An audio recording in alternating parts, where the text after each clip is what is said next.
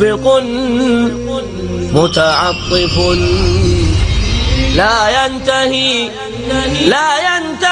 بالحصر ما أعصى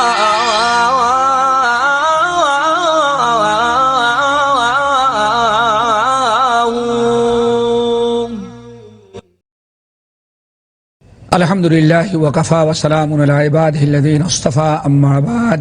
ناظرین کرام السلام علیکم ورحمۃ اللہ وبرکاتہ۔ ہم آپ حضرات کی خدمت میں اپنا موضوع رزق میں خیر و برکت کے اسباب لے کر کے پھر حاضر ہوئے ہیں۔ اس سے پہلے حلقے میں عوف بن مالک رضی اللہ تعالیٰ عنہ کے بیٹے کا قصہ بیان کر رہا تھا کہ نبی علیہ السلام کے پاس جب انہوں نے شکایت کی کہ ہمیں کافروں نے بہت تنگ کر رکھا ہے، تو اللہ کے رسول صلی اللہ علیہ وسلم نے ان کو اس مصیبت سے نجات ملنے کے لیے دو چیزوں کو حکم دیا۔ ایک تو یہی آیت بھیجی وَمَن يَتَّقِ اللَّهَ يَجْعَل لَّهُ مَخْرَجًا وَيَرْزُقْهُ مِنْ حَيْثُ لَا يَحْتَسِبُ، جس میں تقوی اللہ کا حکم دیا گیا، یعنی اشارہ یہ تھا کہ تقوی اللہ اختیار کریں۔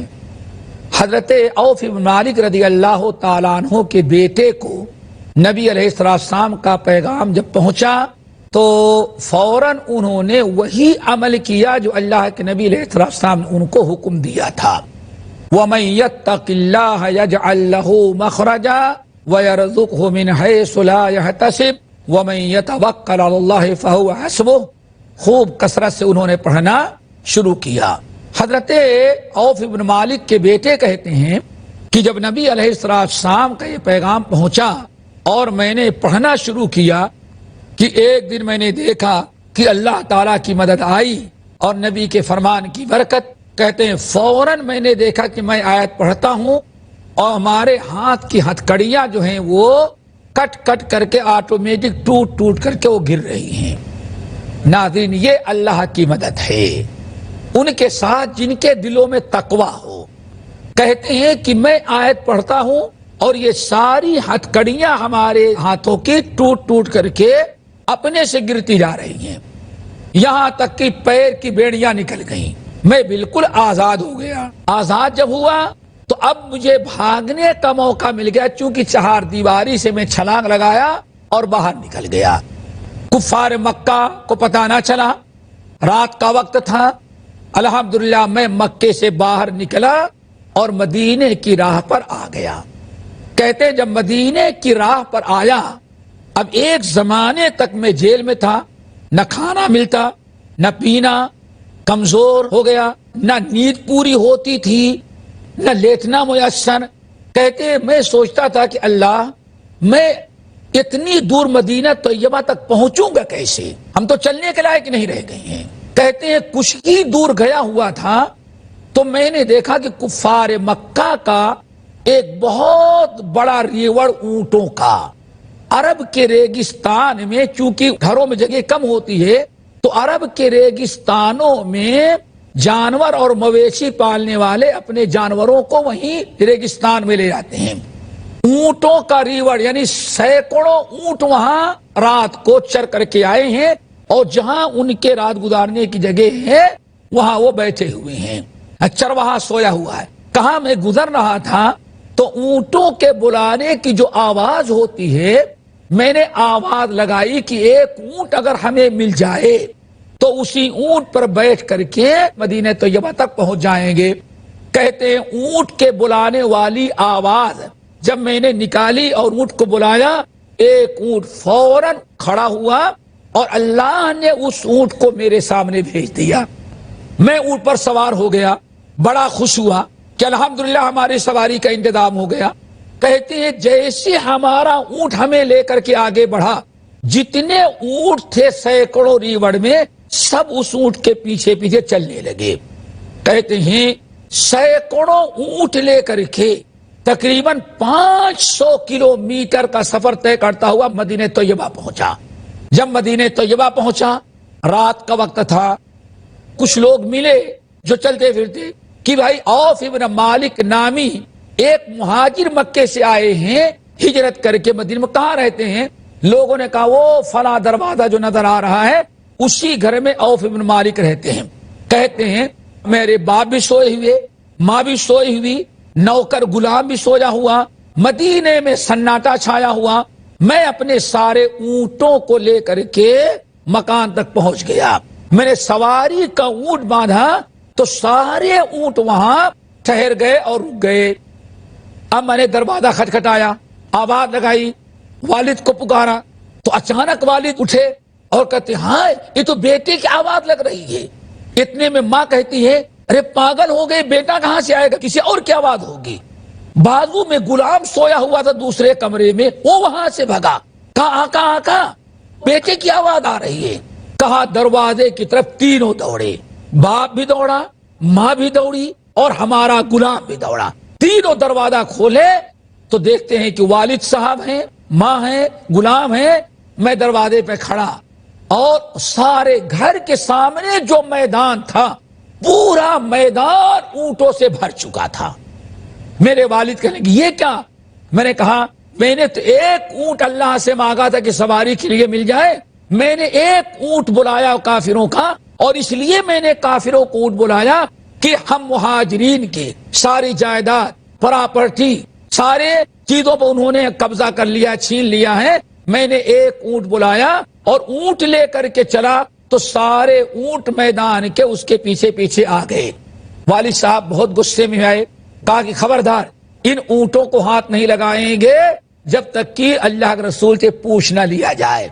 صبح ہوئی، رات گزارے، سارے اونٹ وہاں بیٹھے ہوئے ہیں۔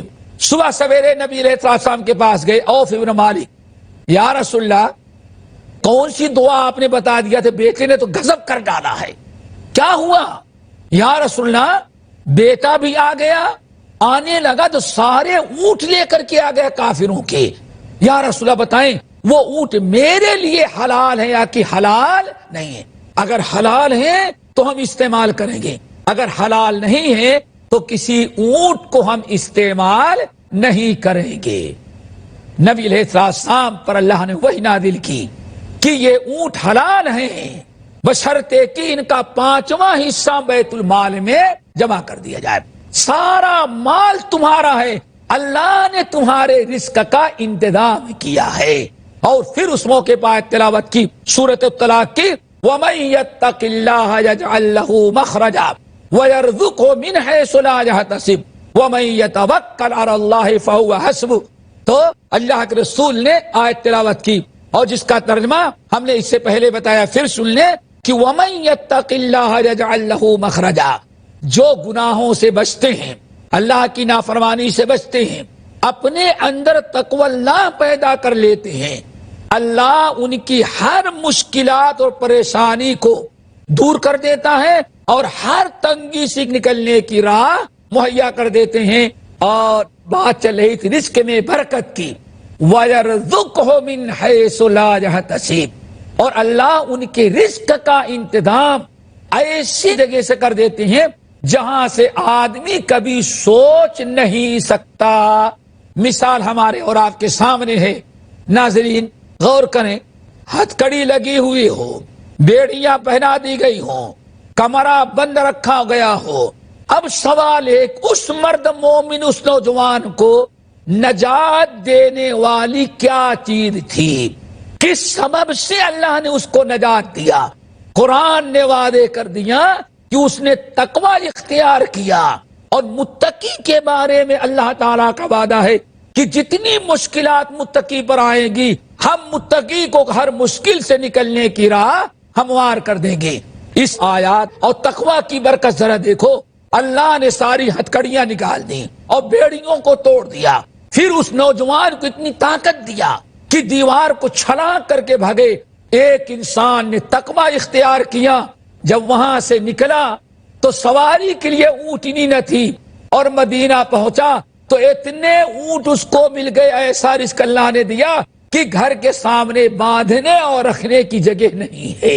یہ ہے میرے ناظرین بھائیوں اور بہنوں کہ اللہ رب العالمین نے تقوی میں یہ برکت رکھی ہے، تقوی کے ساتھ یہ وعدہ کر رکھا ہے کہ جو تقوی اختیار کریں گے ہم اس کے رزق میں برکت دیں گے۔ وَلَوْ أَنَّ أَهْلَ الْقُرَىٰ آمَنُوا وَاتَّقَوْا لَفَتَحْنَا عَلَيْهِمْ بَرَكَاتٍ مِّنَ السَّمَاءِ وَالْأَرْضِ، اگر شہر کے باشندے، اگر ملک کے لوگ ایمان کے ساتھ تقوی اختیار کریں تو اللہ فرماتے ہم ان کے رزق میں برکت دیں گے۔ آج برکت کہاں آئی؟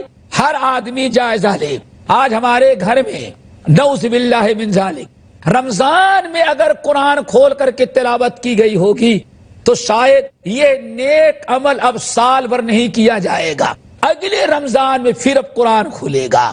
اب اگلے رمضان تک انسان نماز کی چھٹی کر کے بیٹھا ہوا ہے۔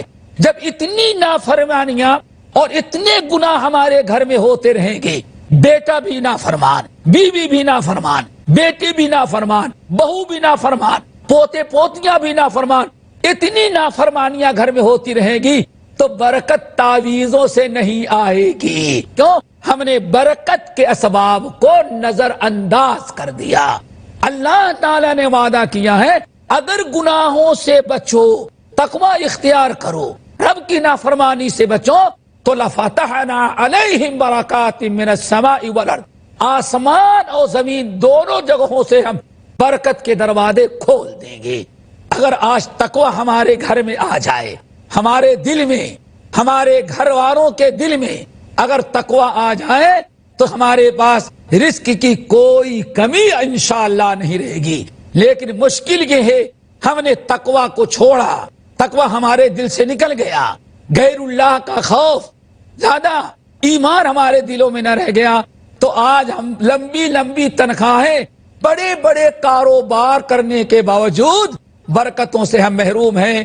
ناظرین، وقفے کا وقت ہے، انشاءاللہ وقفے کے بعد پھر ہم آپ کی خدمت میں یہ موضوع مکمل کریں گے۔ رب الرحیم مشفق۔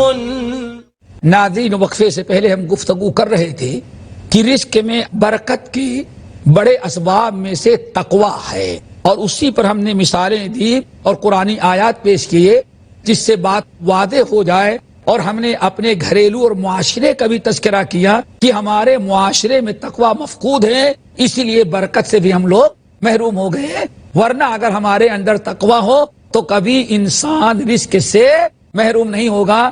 ایک اور بڑی واضح مثال ہمارے سامنے ہے، اس کو پیش کرتے ہیں۔ حضرت عفان بن مسلم رحمۃ اللہ علیہ بغداد کے بڑے عظیم ترین محدث ہیں، بلکہ احمد بن حنبل کے اساتذہ میں ان کا شمار ہوتا ہے۔ بغداد میں خلق قرآن کا مسئلہ اٹھا ہوا تھا، خلق قرآن کا مسئلہ اٹھا ہوا تھا، ایک بڑا شرکیہ عقیدہ پیدا کیا گیا، اہل بدعات اور خرافات نے پیدا کیا، وہ یہ کہ قرآن اللہ کی مخلوق ہے یا اللہ کا کلام ہے، یہ مسئلہ تھا۔ جمہور اہل سنت والجماعت کا اللہ کے رسول صلی اللہ علیہ وسلم کے زمانے سے لے کر کے اس وقت تک، سب آج تک سارے مسلمانوں کا عقیدہ یہی ہے کہ قرآن اللہ کا کلام ہے، مخلوق نہیں ہے۔ اگر کوئی شخص قرآن کو اللہ کی مخلوق کہتا ہے تو شرکی عقیدے میں مبتلا ہو جاتا ہے۔ یہی عقیدہ اہل سنت والجماعت کا تھا، لیکن درمیان میں ایک خرافات پیدا ہو گئی جس نے یہ عقیدہ پھیلانا شروع کیا کہ قرآن اللہ کا کلام نہیں بلکہ اللہ کی مخلوق ہے۔ جیسے اللہ نے اربوں خربوں مخلوقات پیدا کی ہیں ویسے قرآن کو بھی پیدا کیا، یہ اللہ کا کلام نہیں ہے۔ اس شرکیہ عقیدہ کو بغداد کا جو خلیفہ وقت تھا اس نے قبول کر لیا۔ اب اس کے قبول کر لینے کے بعد سارے لوگوں کو ڈنڈے اور قوت کے ذریعے اس عقیدے پر مجبور کیا جاتا تھا۔ بہت سارے لوگ بھگ گئے، چھوڑ کے چلے گئے، چھپ گئے۔ احمد بن حنبل رحمۃ اللہ علیہ ڈٹ کر کے کھڑے ہو گئے، کہا کہ نہیں، القرآن کلام اللہ غیر مخلوق، قرآن اللہ کا کلام ہے، اللہ کی مخلوق نہیں۔ اگر کوئی انسان قرآن کو اللہ کی مخلوق کہتا ہے تو شرکی عقیدہ ہے۔ احمد بن حنبل کو گرفتار کیا گیا، جیل میں ڈالا گیا، کوڑے برسائے گئے، لیکن احمد بن حنبل یہ کی بات کہتے، لوگوں کتنا بھی چاہو سزا دے لو لیکن میں اپنا عقیدہ اس وقت تک نہیں چھوڑوں گا جب تک کہ کتاب و سنت سے مجھے یہ ثابت نہ کر دو دلیل دے کر کے کہ واقعی قرآن اللہ کی مخلوق ہے۔ ہم اس عقیدے کو قبول نہیں کر سکتے۔ پھر احمد بن حنبل کو جیل میں ڈال دینے کے بعد اس زمانے میں جو محدثین ہوتے تھے، علماء جو ہوتے تھے، سرکاری وظیفہ ان کا مقرر تھا۔ 500 درہم عفان ابن مسلم نامی جو عالم ہیں یہ محدث تھے، ان کا بھی مقرر تھا۔ خلیفہ وقت نے ایک قانون جاری کیا کہ جتنے وظیفہ لینے والے لوگ ہیں ان میں جو اس عقیدے کو، جو عقیدہ ہم نے اختیار کیا ہے قرآن اللہ کی مخلوق ہے، جو اس عقیدے کو قبول کریں ان کا وظیفہ باقی رکھا جائے گا، اور جو اس عقیدے کا انکار کریں اور کہیں نہیں قرآن اللہ کی مخلوق نہیں بلکہ اللہ کا کلام ہے تو ان کا وظیفہ ختم کر دیا جائے۔ حضرت امام عفان بن مسلم رحمۃ اللہ علیہ مغرب کی نماز پڑھ کر کے ایک دکان پر بغداد میں بیٹھے ہوئے تھے، پولیس ایک لیٹر لے کر کے آئی اور آنے کے بعد پکڑا دیا، کہا حضرت یہ آپ لیٹر لے لیں کھول کے پڑھیں۔ اس کو کھول کر کے پڑھا تو کہا گیا چونکہ آپ کہتے ہیں کہ قرآن اللہ کی مخلوق نہیں ہے، مخالفت کرتے ہیں اور قرآن کو اللہ کا کلام مانتے ہیں، اس لیے آپ کا وظیفہ آج ہی سے ختم ہے۔ 500 درہم وظیفہ ان کا تھا۔ سن کر کے ناظرین کو تعجب ہوگا، عفان بن مسلم کو جب یہ لیٹر ملا کہ وظیفہ تمہارا آج ہی سے ختم ہے، نہ ان کے پاس دکان، نہ کاروبار، نہ زمینداری، نہ کوئی ذریعہ آمدنی، حدیث پڑھاتے تھے، حدیث کی خدمت کرتے تھے اور 500 وظیفہ ملتا تھا، اسی پر گزارا ان کا تھا۔ لیکن مشکل یہ کہ وظیفہ ختم ہوا، کوئی کاروبار نہیں، اور گھر میں 40 بچے تھے ان کے۔ یہ بڑا کمال تھا، ایک دو آدمی خرچہ نہیں تھا، 40 بیٹے بیٹیاں ان کے پاس تھے، بیوی اور یہ 40 بچے۔ ناظرین سوچو، جس کے رزق کا دروازہ بند کر دیا جائے اور گھر میں 40-45 آدمی ایک وقت میں کھانے والے ہوں اور ذریعہ معاش کوئی نہ ہو، صرف اسی وظیفے پر گزارا ہوتا تھا، اس شخص پر کتنی بڑی مصیبت آئی۔ عفان بن مسلم رحمۃ اللہ علیہ لیٹر لیے اور بہت غمگین پریشان ہو کر کے سیدھے گھر میں آ کے بیٹھ گئے۔ آج گھر میں داخل ہوئے، بچوں نے دیکھا، بیوی نے دیکھا، غلام نے دیکھا، آج چہرے پر کسی قسم کی خوشی کا کوئی اظہار نہیں ہے۔ پوچھا کیا ہوا، سیدھے کمرے میں جا کے بیٹھ گئے۔ بیوی جا کے پوچھی کیا ہوا، کہا کہ یہ دیکھو وظیفہ آج خلیفہ نے بند کر دیا، اب کہاں سے کھائیں گے، کیا ہوگا۔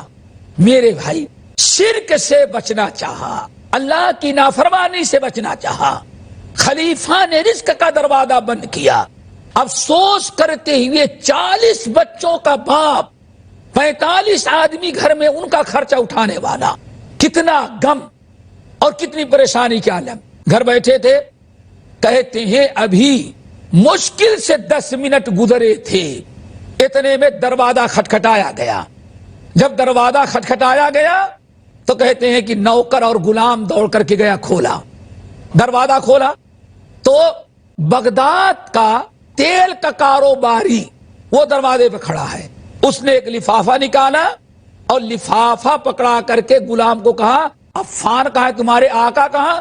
کہا آقا اس وقت بہت پریشان ہے، پتہ نہیں کیوں وہ گھر میں اندر جا کے بیٹھ گئے ہیں۔ اس تیل کے تاجر نے کہا کہ یہ لفافہ لو اور لے جا کر کے اپنے آقا کو دو، اور واپس آ گیا۔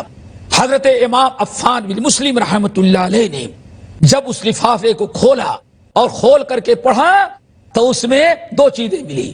ایک تو 1000 درہم رکھا ہوا، نمبر 2 اس کے اندر ایک چٹھی لکھی ہوئی ہے۔ تیل کے کاروباری لکھا، میں نے ابھی چند منٹ پہلے سنا ہے کہ خلیفہ وقت نے آپ کا وظیفہ صرف اس لیے بند کر دیا تاکہ آپ پریشان ہوں، اور آپ اللہ کے رسول کی حدیث کی خدمت کرتے ہیں۔ خلیفہ نے اس لیے بند کر دیا کہ آپ شرکی عقیدہ قبول کرنے کے لیے تیار نہیں۔ خلیفہ نے بند کیا، اور آج ہی سے میں نے 1000 وظیفہ آپ کا اپنی طرف سے مقرر کر دیا ہے۔ اس کو کہا جاتا ہے تقوی۔ اگر ہم شرک سے، کفر سے، گناہ سے، حرام کاریوں سے بچیں تو آج بھی اللہ کا وعدہ ہے رزق کا دروازہ کھولے گا۔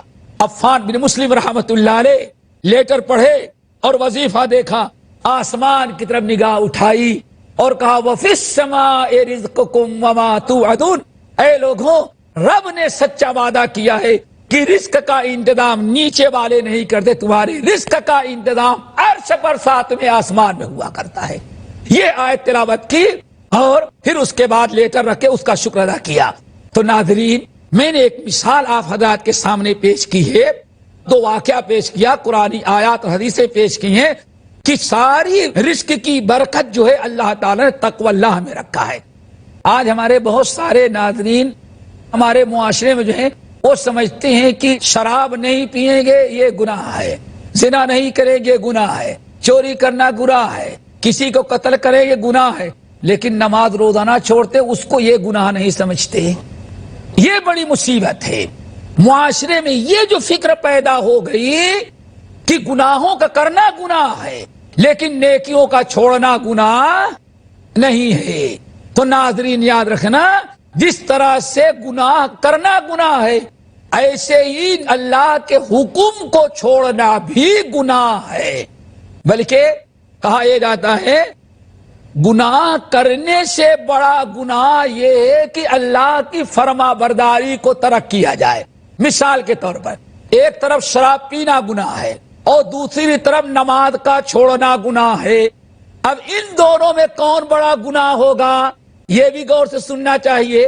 آج آدمی روزہ چھوڑ دے گناہ نہیں سمجھ رہا ہے، نماز چھوڑ دے گا گناہ نہیں سمجھ رہا ہے، لیکن اس کو جب چاہے نہیں بھائی ہم کسی حرام کام نہیں کرتے بس نہ جا نہیں۔ میرے ناظرین بھائیو بہنوں، یہ بھی یاد رکھو جو بتا رہا ہوں کہ جیسے شراب پینا گناہ ہے اس سے بڑا نماز کا چھوڑنا گناہ ہے، جیسے سود لینا گناہ ہے ایسے زکوٰۃ نہ ادا کرنا گناہ ہے، جس طرح سے زنا حرام ہے ایسے ماں باپ کی نافرمانی کرنا بھی گناہ ہے۔ تو ایسی بات نہیں ہے، فرائض کا چھوڑنا بہت بڑا گناہ ہے، بلکہ ناظرین آپ ذرا غور کریں، ایک گناہ آدم نے کیا جنت میں اور ایک گناہ ابلیس نے کیا۔ آدم نے کیا گناہ کیا؟ اللہ نے فرمایا تھا کہ آدم فلاں درخت ہے اس درخت کا پھل نہیں کھانا، آدم نے کھا لیا، آدم کی نافرمانی۔ اور ابلیس نے کیا گناہ کیا؟ اللہ نے فرمایا ابلیس سجدہ کرو، اس نے سجدہ نہ کیا۔ اب ناظرین ذرا سوچو، دونوں نے ایک ایک گناہ کیا۔ آدم نے گناہ کیا، اللہ نے جس چیز سے منع کیا تھا اس کو آدم نے کر لیا۔ اور ابلیس نے کیا گناہ کیا؟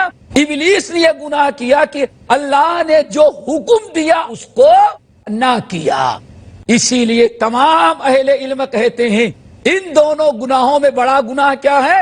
آدم کے گناہ سے بڑا گناہ ابلیس کا ہے۔ اللہ نے حکم دیا سجدہ کرو، ابلیس نے سجدہ کرنے سے انکار کیا۔ تو ہم نافرمانیوں سے بچیں، ہر قسم کی نافرمانی سے۔ تو آج بھی اللہ تعالیٰ برکت دینے کے لیے وعدہ کیا ہے، اللہ تعالیٰ عمل کی توفیق نصیب فرمائے، ہر قسم کے گناہ سے بچائے۔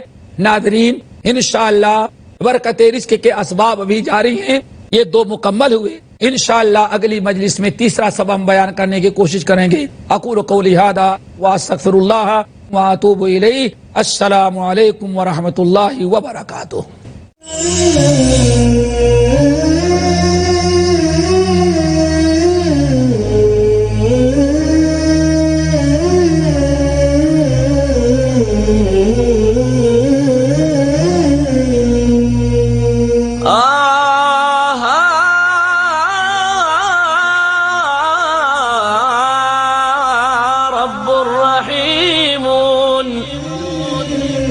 مشفق متعطف لا ينتهي